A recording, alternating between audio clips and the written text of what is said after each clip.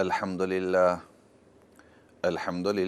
نحمده ونستعينه ونستغفره ونؤمن به ونتوكل عليه ونعوذ بالله من شرور أنفسنا ومن سيئات أعمالنا من يهده الله فلا مضل له ومن يضلله فلا هادي له ونشهد أن لا إله إلا الله وحده لا شريك له ونشهد أن محمدًا عبده ورسوله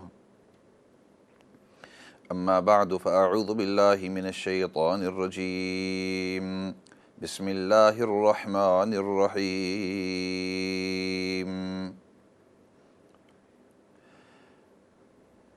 يا أيها الذين آمنوا اجتنبوا كثيرا من الظن إن بعد الظن إثم ولا تجسسوا ولا يغتب بعضكم بعضا وقال تبارك وتعالى يا أيها الذين آمنوا لا يسخر قوم من قوم عسى أن يكونوا خيرا منهم ولا نساء من نساء عسى أن يكن خيرا منهن ولا تلمزوا أنفسكم ولا تنابزوا بالألقاب بئس الاسم الفسوق بعد الإيمان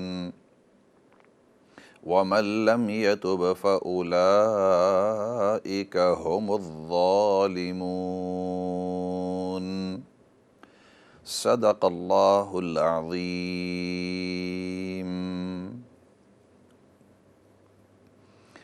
محترم و مکرم ناظرین سامعین، السلام علیکم ورحمۃ اللہ وبرکاتہ۔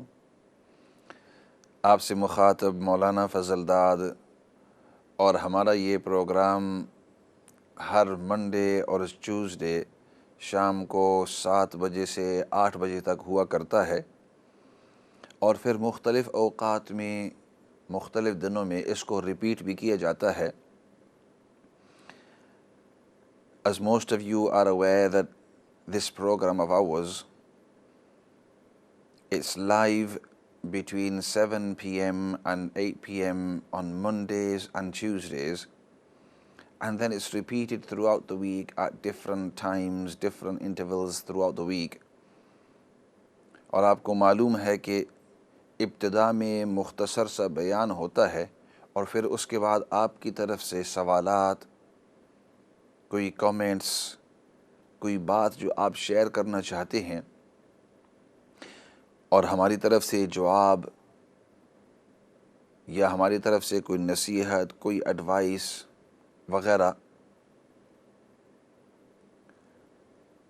اور موضوع چل رہا تھا کافی ہفتوں سے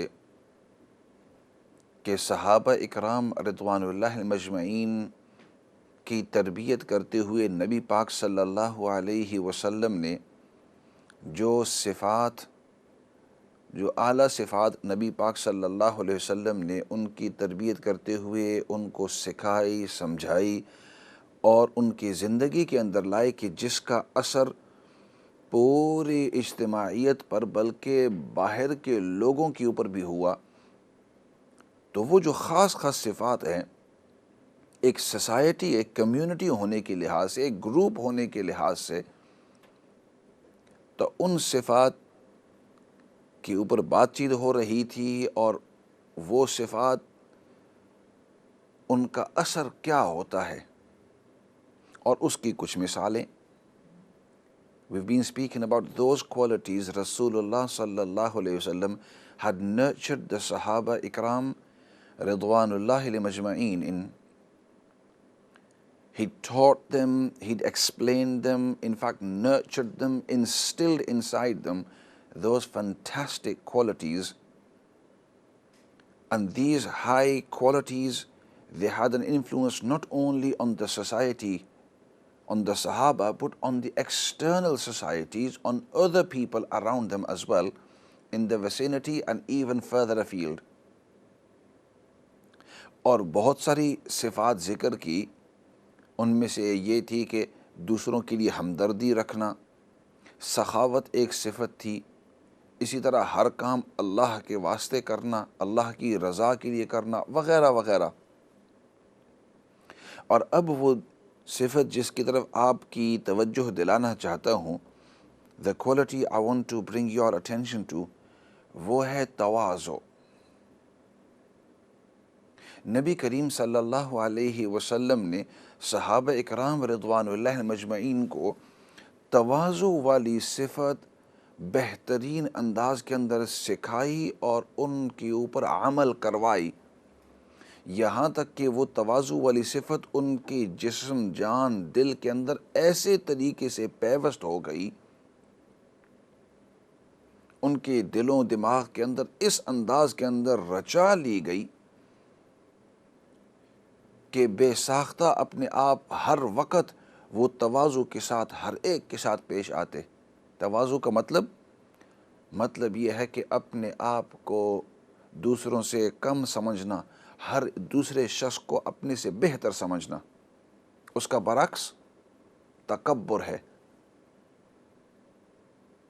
رحمان آپ سے تواضع چاہتا ہے اور شیطان آپ سے تکبر، بڑائی چاہتا ہے۔ میں دوسروں سے بڑا ہوں، میں دوسروں سے بہتر ہوں، میں دوسروں سے اچھا ہوں، دوسروں سے زیادہ نیک ہوں۔ تو شیطان یہ چیزیں آپ سے چاہتا ہے کہ آپ کے دل کے اندر یہ باتیں آئے کہ میں دوسروں سب سے بہتر ہیں، یہ جو لوگ ہیں یہ مجھ سے کم تر ہیں۔ یہ شیطانی سوچ ہوتی ہے۔ اور اللہ رب العزت ہم سے چاہتے ہیں کہ انسان کے اندر تواضع ہو، انکساری ہو، عاجزی ہو، کہ بھائی یہ مجھ سے اچھے ہیں، یہ مجھ سے بہتر ہیں، یہ مجھ سے زیادہ نیک ہیں، ہر لحاظ سے یہ مجھ سے بہتر ہیں۔ تو یہ صفت اللہ رب العزت چاہتے ہیں، اور یہ جو صفت ہے اس کی وجہ سے انسان کا ذاتی بھی اور اجتماعی بھی فائدہ ہی فائدہ ہے۔ This quality of humbleness that others are better than me. They are much more pious than me. They are much more good-faring than me. They are much more higher ranking in the deen and the dunya. They are more respectful than me, etc. When we have this mentality, and this is the mentality Allah subhanahu wa ta'ala wants us to come across with. And then on the alternative opposite, you have the mentality of arrogance, haughtiness, being proud over yourself, proud in the sense of thinking that others are of a lesser degree. ہم جب صحابہ اکرام رضوان اللہ مجمعین کی زندگی کے اندر دیکھتے ہیں، when we look at the lives of the صحابہ اکرام رضوان اللہ مجمعین, we notice that however great ranking they were of، چاہے جتنے اعلیٰ درجے کے صحابی ہوں، they always gave the others full respect as though that person was of a higher status, that person was more respectful. دوسری کے ساتھ اس انداز میں پیش آتے کہ دل کے اندر ہمیشہ یہی ہوتا کہ وہ شخص اعلیٰ درجے کے ہیں، وہ مجھ سے بہتر ہیں، چاہے یہ کتنے اعلیٰ درجے کے خود صحابی ہوں، لیکن دوسری کی بہت زیادہ عزت کیا کرتے تھے، ہر ایک کے ساتھ بہترین انداز میں پیش آتے اور اپنے آپ کو ان سے ہلکا سمجھتے تھے۔ اور یہ صفت نبی کریم صلی اللہ علیہ وسلم نے ایک ایک صحابی کی تربیت کرتے ہوئے، ان کو سکھاتے ہوئے، سمجھاتے ہوئے پورے ماحول کو اس طرح تبدیل کر دیا کہ ہر ایک تواضع کے ساتھ پیش آتے۔ The Prophet صلی اللہ علیہ وسلم transformed the whole atmosphere of his companions in such a way that every single one of them was always humble in all his or her dealings. The male and the female Sahaba, all of them, young and old. حالانکہ اگر انسان اس کو سمجھنا چاہے کہ نبی کریم صلی اللہ علیہ وسلم نے کتنی محنت فرمائی، تو انسان پہلے کے جو حالات ہیں صحابہ اکرام کے وہ ذرا دیکھ لے. When a person wants to understand what great effort Rasulullah sallallahu alaihi wasallam placed into his companions to help them be elevated to this great status of being humble all the time, is important to understand the context, where the Sahaba Ikram were actually coming from, کہاں سے وہ آ رہے تھے. اور اس کو سمجھنے کے لیے یہ سمجھیں کہ عرب اس زمانے کے اندر اپنے آپ کو بہت ہی بہتر سمجھتے تھے. عرب اور دوسروں کو اپنے سے ہلکا سمجھتے تھے. ایک دستور تھا. نبی پاک صلی اللہ علیہ وسلم نے جب دعوت دی اور دعوت شروع کی تو اس وقت جو غیر مسلم اسپیشلی جتنے بھی تھے ان کی ذہن کے اندر تھا کہ ہم عرب ہیں، نحن العرب وانتم العجم. The Arabs, they had this great arrogance about themselves. They had this atmosphere of proudness and haughtiness, and this atmosphere that we are the best, and everybody else around us, those who were non-Arabs, this is the mentality they had, that everybody else, they are dumb. They actually called it dumb literally, because ajam means somebody who cannot speak. They said, we are very, very fluent people. We know how to express ourselves, and those who are non-Arabs, they are dumb. They can't even express themselves in their own language. Their language doesn't allow it. It doesn't have that sophistication. It doesn't have that complex. It doesn't have that complexion in the language. So naturally they would feel others are inferior to them, and they would feel that they are superior to everybody else. The Arabs had this. عربوں کی یہاں یہ ہوتا تھا، وہ سمجھتے تھے کہ ہم سب سے بہتر ہیں اور باقی جتنے بھی لوگ وہ بدتر ہیں، ہم سے کم تر ہیں، بلکہ کہتے ہیں عجم ہے، تم لوگ گنگے ہو. اس طرح کی ان کی ذہنیت تھی. اور پھر عربوں کی یہاں ان کی یہاں خاندان ہوتے تھے کہ ایک خاندان سمجھتا کہ ہم زیادہ درجے والے ہیں اور یہ جو ہیں یہ ہم سے کم درجے والے ہیں، اور دوسرا خاندان اس طرح تھا کہ وہ کہتے ہیں ہم ان تمام خاندان سے.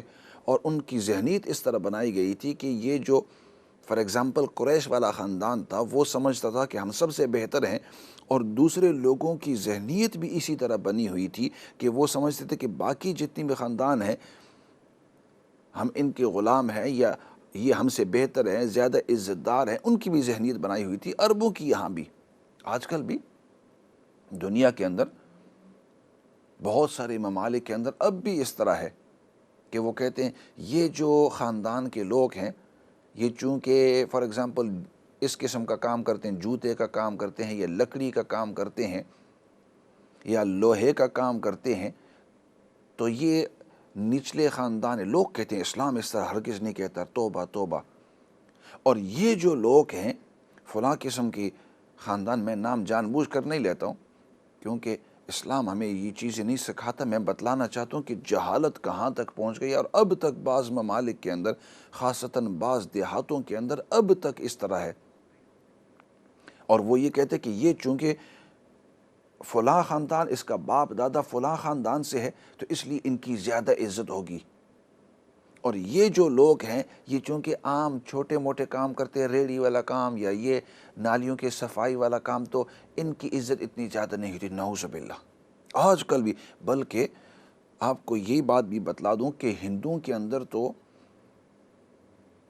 ایسے خاندان ہیں جن کو کہتے ہیں انٹچبلز. آپ ان کو ہاتھ نہیں لگا سکتے. وہ کہتے ہیں اتنے یہ کم تر لوگ ہیں، کمی قسم کے لوگ ہیں کہ ان کو ہاتھ بھی نہیں لگانا چاہیے. The Hindus have this mentality that even now they have certain castes, and they call them the untouchables because they say we are the Brahmins, we are the higher level kind of people, and you are the lower caste. You can't marry amongst us. We're never going to marry with you. We're not going to share with you. Don't go past. Even till today. And this is totally against Islam. Islam never had this sort of things, and right from the onset, Rasulullah sallallahu alaihi wasallam, he came with the fantastic teaching. And the beautiful hadith, he started off by saying, straight away, آپ صلی اللہ علیہ وسلم نے بتلایا اور صحابہ اکرام کو سمجھایا کہ یہ جو تمہاری ذہنیت ہے کہ فلاں خاندان بہتر ہے، یہ خاندان کمتر ہے، اور ہم جتنے بھی عرب ہیں یہ عجم سے بہتر ہیں، فرمایا اس طرح کی دین کے اندر بات نہیں ہے، دین کے اندر. اور پھر نبی کریم صلی اللہ علیہ وسلم نے حدیث پاک پڑھی، فرمایا ان اللہ لا ينظر الى صورکم ولا الى اموالکم ولكن ينظر الى قلوبکم واعمالکم. اللہ رب العزت تمہارے صورتوں کو اور تمہارے صورتوں کو اور تمہارے مال کو نہیں دیکھتے، بلکہ اللہ رب العزت تمہارے قلوب کو، دلوں کو اور تمہارے اعمال کو دیکھتے ہیں. تو بات ان کی تربیت کرتے ہوئے ادھر سے ہی شروع کی. ایسے کرتے ہیں، کافی کالز آئی ہوئی ہیں تو کالز کی طرف جاتے ہیں، پھر اس موضوع کی طرف کہ ریسزم the Prophet صلی اللہ علیہ وسلم eliminated it over 1400 years ago. اور سب برابری اور تقوی کے ذریعے اور نیک اعمال کے ذریعے تم ایک دوسرے سے بہتر ہو سکتے ہو، ورنہ عام حالات کے اندر ہر ایک دوسرے کو اپنے سے بہتر سمجھے. ایسے کرتے ہیں، کالز کی طرف جاتے ہیں اور پھر واپس آئیں گے اس موضوع کی طرف. السلام علیکم ورحمۃ اللہ وبرکاتہ. وعلیکم السلام ورحمۃ اللہ وبرکاتہ. مولانا صاحب، آپ جو باتیں کر رہے ہیں، ہم لوگ اپنی حیثیت منوانے اور اپنی بڑائی اور اپنا رتبہ دوسروں کے اوپر اپنی بڑائی اس قدر اس تگ و دو میں آگے نکل گئے ہیں کہ یہ جو تباہی اور بربادی ہے وہ ہمارا مقصد بن چکی ہے. کیونکہ آپ دیکھیں کہ بغداد ہمارے ہاتھوں سے نکل گیا، افغانستان پر آگ برسائی گئی، اور ایک لفظ جو ٹیررزم جس کی وجہ سے ساری دنیا، ساری مسلم دنیا، مطلب مسلم امہ میں ایک چین سٹور کی طرح ملکوں کے ملک تباہ کر دیے گئے. لیکن ہم لوگ اتنی ہماری پستی، ہماری حال دیکھیں، اور اتنا ہمارا یہ کہ ہم اس ٹیررزم کو ڈیفائن بھی نہیں کر سکے، اور نہ ہمارے میں اتنی ہمت، نہ ہمارے پاس کوئی آرگنائزیشن، نہ ہمارے پاس اتنی جرت کہ اس لفظ کو کم از کم انٹرنیشنلی جو لا بن رہے تھے، جو لا پرسیو کیے جا رہے تھے، اس میں ہم لوگ یہ بھی نہیں کر سکے، کیونکہ اتنا خوف اور اتنی ہم پر طاری کر دیا گیا، ایک ہیبت طاری کر دی گئی کہ ہم لوگ وہ جو لاز بنے، جو انٹرنیشنلی جو کچھ ہمارے ساتھ ہوا، اس میں ہماری جو مسلم آئیڈینٹی ہے وہ کہاں تک ڈیمیج ہوئی اور کیا. اور یہ ہم لوگوں کی پریورٹی ہی نہیں ہے. اگر ہماری پریورٹی ان صحابہ کی طرح ہوتی، جس طرح انہوں نے قربانیاں اس دین کی خاطر دی، جو کچھ بھی ہوا، میں یہ نہیں کہتی کہ آج ہم اس لیول پر پہنچ سکتے ہیں، لیکن کم از کم میں اسی لیے یہ ایشو ریز کرتی ہوں کہ اتنی بے بسی، ٹیررزم ایک لفظ ہے، وہ ڈیفائن ہی نہیں ہم کر سکتے کہ جب دوسرا کوئی ہمارے اوپر اٹیک کرے، وہ اٹیک بھی کر سکتا ہے، وہ ہمارے ساتھ ہمارے حقوق بھی چھین سکتا ہے، ہماری ٹیریٹریز جو ہیں وہ ساری سلب کر سکتا ہے، ہمارے وسائل چھین سکتا ہے، سب کچھ کر سکتا ہے. لیکن ہم بے بس اور بے چارگی کیوں؟ کہ جب خدا کا خوف نکل جائے گا تو پھر یہی دنیا کے خوف سارے ہم پر حاوی ہو جائیں گے. اور جب ہم اپنے اللہ کے رتبے کو، اللہ کے دین کو اور اللہ کو کی حیثیت کو منوانے کے لیے نکلیں گے اور اس کے لیے تگ کریں گے، تو پھر ہم مقصد بھی حاصل کر سکتے ہیں، دنیا میں ہماری عزت بھی ہوگی. لیکن ہماری پریورٹیز اپنی حیثیت کو منوانا، اور اس حیثیت کو منوانے کے لیے کوٹھیاں، کاریں، پراڈو، کو پاس کوئی بھوکا ہوگا تو ہمیں پتہ ہی نہیں ہوتا. آپ کی بات بالکل ٹھیک ہے کہ اور اگلی یعنی خلاصہ ہی کہ جب ہم سے خدا کا خوف نکل جائے گا، جو آپ نے بات کہی درمیان میں، جب ہم سے خدا کا خوف نکل جائے گا تو پھر دوسروں کا خوف خود بخود دل کے اندر آ جائے گا.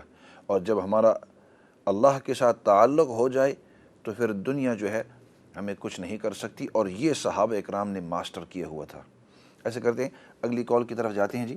السلام علیکم ورحمۃ اللہ وبرکاتہ۔ السلام علیکم ورحمۃ اللہ وبرکاتہ۔ وعلیکم السلام ورحمۃ اللہ وبرکاتہ۔ مولانا خیریت؟ الحمدللہ، اللہ کا شکر ہاں ہے۔ جی جی، میں لیسٹر سے امتیاز خان بول رہا تھا بھائی امتیاز، آپ ٹھیک ہیں؟ لاکھ لاکھ اچھا، جو وہ ابھی بہن جی نے جو بات کری اسی ٹائپ کا میرا بھی سوال ہے جی کہ جب ساری کائنات میں آج کل ہمیں دبوچا جا رہا ہے، ہر جگہ ہمیں دبوچا جا رہا ہے، تو یہ قرب قیامت کی نشانی ہے یا قیامت کی نشانی ہے؟ تو اس پہ ذرا روشنی ڈالنا پلیز۔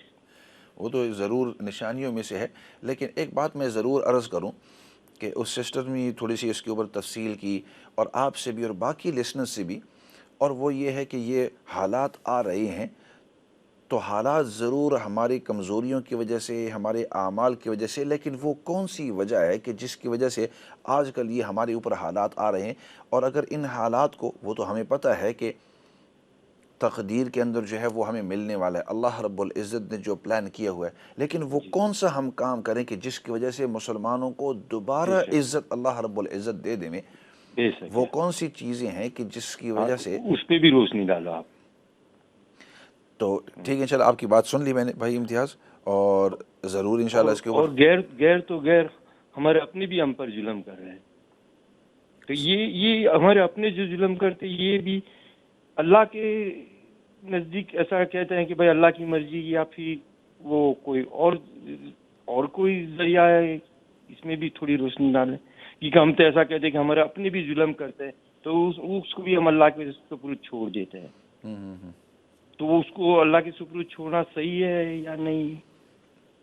ٹھیک ہے انشاءاللہ، کیونکہ ہمارے اپنے بھی ظلم کر ہی رہے ہیں نا ہم پر۔ جی ٹھیک ہے انشاءاللہ، آپ کا سوال ہو گیا۔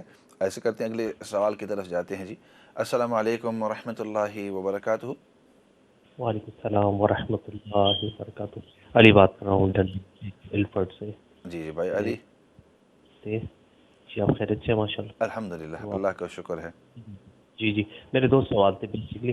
پہلے تو یہ میرج کے حوالے سے، ایک میں نے کچھ جیسے فی الحال تو میں فرض بنیادی چیزیں سیکھ رہے ہیں، میں کوئی زیادہ تعلیم یافتہ نہیں، لیکن جب ہم کچھ مختلف تفاسیر آپ کے بیانات وغیرہ سنتے ہیں تو خود خیالات آتے ہیں، بندہ پوچھتا ہے کہ ایسی خیالات سوچ، اس کی تفسیر کیا یہ بن سکتی ہے؟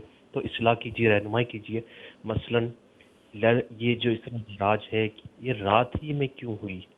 مثلاً دن میں بھی تو ہو سکتی، جب یہ کہ رات کے وقت میں کھوئی ہے، کیا اس میں وقت، کیا حکمت کیا ہے اس میں؟ کیا یہ ہو سکتی ہے وجہ کہ عالم الغیب پہ ایمان لانا، اور رات میں خاص وہ وقت ہوتا ہے، بڑی بڑی عبادات رات میں ہوتی ہے، مثلاً لیلۃ القدر، مثلاً واللیل جو قسم رات ہوگی، بڑی اس میں کیا حکمت، کیا یہ ایک وجہ ہے؟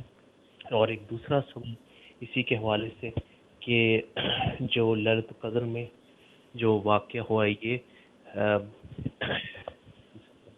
اس وقت یاد نہیں آ رہا، خیر اس وقت یاد نہیں آ رہا دوسرا سوال، لیکن یاد آئے گا تو انشاءاللہ کرتا ہوں دوبارہ۔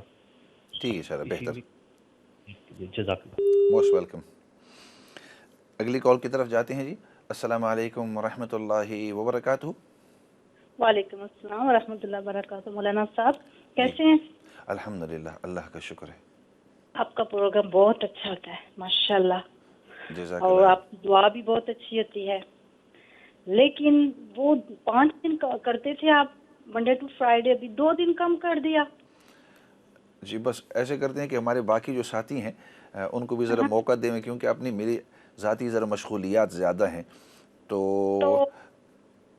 وہ مفتی اشفاق صاحب بھی آتے تھے نا، وہ نہیں اب آتے۔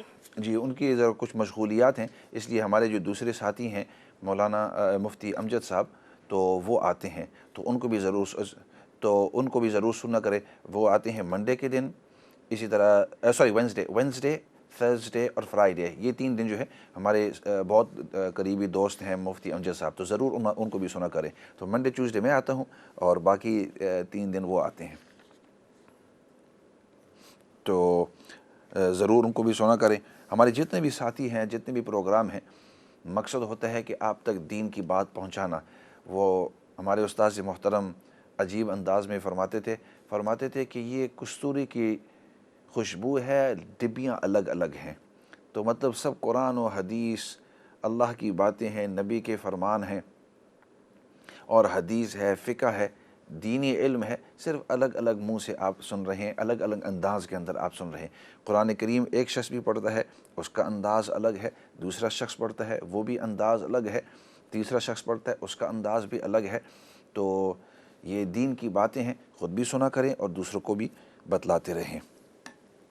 باقی آپ نے جو ابتدا میں جو سسٹر ہے انہوں نے بات کی، اور اسی طرح باقی جو بھائی امتیاز آئے تو انہوں نے حالات حاضرہ کی طرف توجہ دلائی کہ مسلمان جو ہیں جس ملک کے اندر بھی، مسلمان ملک ہو یا کوئی غیر مسلم ملک ہو، اس کے اندر آپ دیکھیں تو سختی کی حالات سے گزر رہے ہیں۔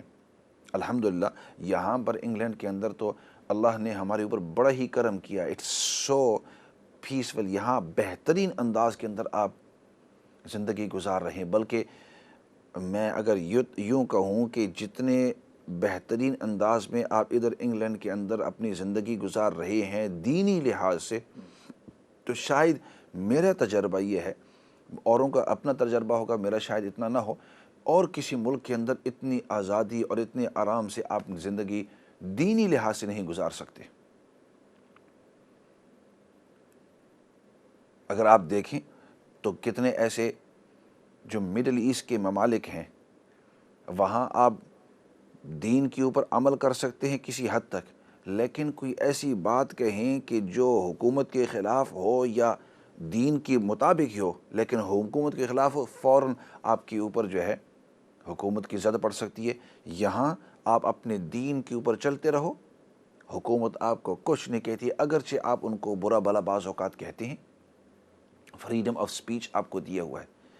یہاں مساجد اتنے، میں اس دن بھی ساتھی سے بات کر رہا تھا کہ جب ہم اپنے ملکوں کے اندر سفر کرتے ہیں تو مساجد دیہاتوں کے اندر یا اپنی جو مساجد ہیں شہروں کے اندر، وہاں جاتے ہیں تو آپ کو مشکل سے ایک آدھ صف ملتی ہے مسجد کے اندر، اور یہاں مسجد کے اندر آپ دیکھیں گے تو 3 4 صفیں ہیں۔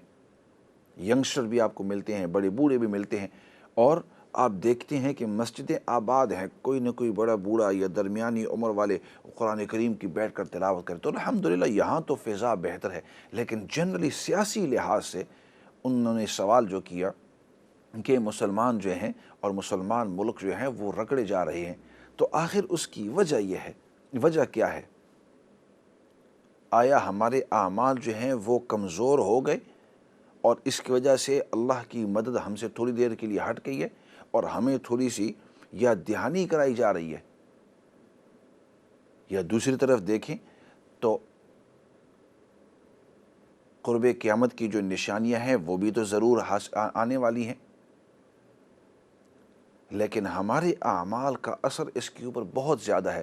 اسی وجہ سے ایک جنگ کے موقع کے اوپر صحابہ اکرام رضوان اللہ مجمعین جنگ فرما رہے تھے دشمن کے ساتھ، تو دیکھا کہ دشمن جو ہے بڑے بھاری انداز کے اندر آ رہا تھا اور مسلمان جو ہیں وہ زخمی ہو رہے تھے، اور ادھر سے حملہ کرتے تو ان کے اوپر کوئی اتنا زخمی نہیں ہوتا، اور جتنا حملہ کرنا چاہتے تھے اتنا حملہ ہو نہیں سکتا تھا۔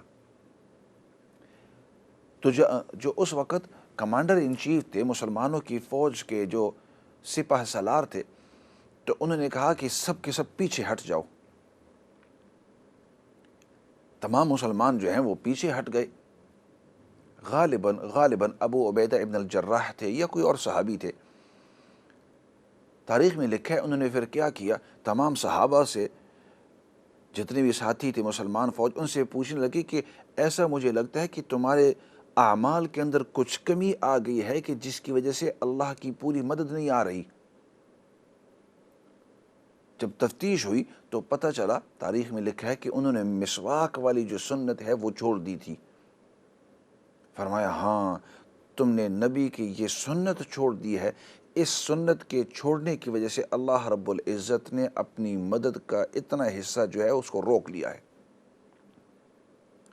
فرماتے ہیں صحابہ اکرام نے پھر ہر ایک نے اپنی جسم کے اندر اپنے پورے دن کے دوران جتنی بھی سنتیں تھیں ان تمام کو ٹٹولا اور جتنی بھی سنتیں جس کے اندر جو بھی کمی ہو رہی تھی ان حالات کی وجہ سے، ان سنتوں کے اوپر پورے طور پر جب انہوں نے عمل شروع کر دیا، فرماتے ہیں اب مسلمانوں کو حکم ہو کہ اب حملہ کرو، اللہ رب العزت نے ان کو پھر فتح نصیب فرمائی۔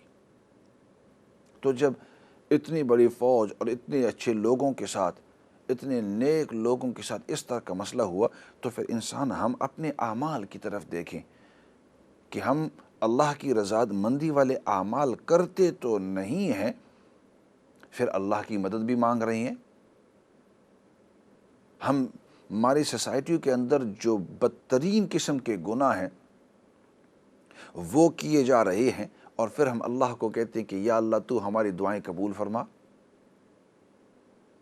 حدیث پاک کے اندر آتا ہے کہ ایک شخص رب اشعث اغبر مدفوع بالابواب یقول یا رب یا رب، بری اس کی خستہ حالت ہے اور وہ دعائیں کرتا ہے یا رب کہہ کر، لیکن اللہ رب العزت اس کی دعا قبول نہیں کرتے۔